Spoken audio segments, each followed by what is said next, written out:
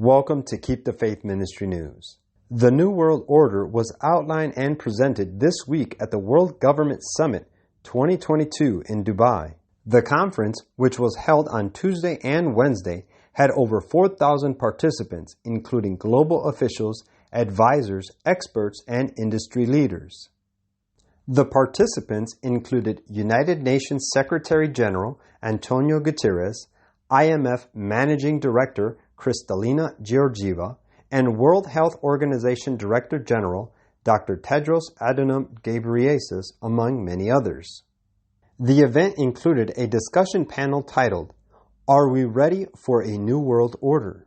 The panelists were Dr. Anwar bin Mohammed Gargash, Diplomatic Advisor to Sheikh Khalifa bin Zayed Al Nahyan, Frederick Kemp, Chief Executive Officer of the Atlantic Council, Dr. George Friedman, Founder and Chairman of Geopolitical Futures, and Dr. Pippa Malmgren, an economist, author, and advisor to former U.S. President George W. Bush. Malmgren was very upfront about the agenda of global governments to make the entire financial system digital, which would allow more tracking and control of citizens.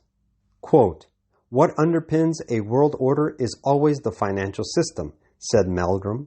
She said she was privileged that her father advised former U.S. President Richard Nixon, who took the USA off the gold standard in 1971, because that showed how important a financial structure is to absolutely everything else.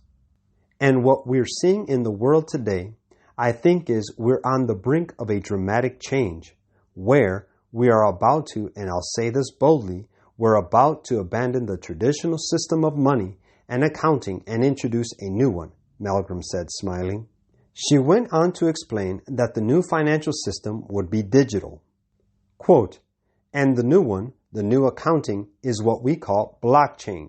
It means digital. It means having an almost perfect record of every single transaction that happens in the economy, which will give us far greater clarity over what's going on." Malmgren acknowledged that there would need to be a balance of power between governments and citizens, which is why she believes there would need to be a digital constitution. But Malmgren then continued to say that this digital blockchain financial system is the property of the world's most powerful governments. Quote, "This money will be sovereign in nature," she said. "Most people think that digital money is crypto and private, but what I see are superpowers introducing digital currency. The Chinese were the first. The US is on the brink, I think, of moving in the same direction, and the Europeans have committed to that as well."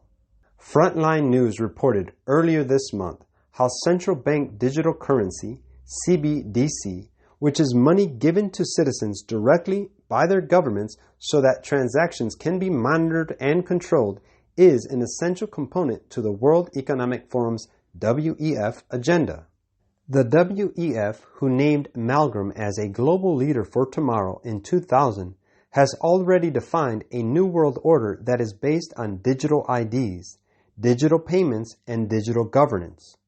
While Joe Biden did indeed call for a new world order earlier this month, and while central banks like the Federal Reserve are pushing for CBDC, the global agenda has never been outlined quite so clearly and honestly as it has now. Could the New World Order actually be an old world order? The same principles were present at the prophetically significant Tower of Babel as are present now. Quote, "God had directed men to disperse throughout the earth, to replenish and subdue it. But these Babel builders determined to keep their community united in one body and to found a monarchy that should eventually embrace the whole earth. Thus their city would become the metropolis of a universal empire.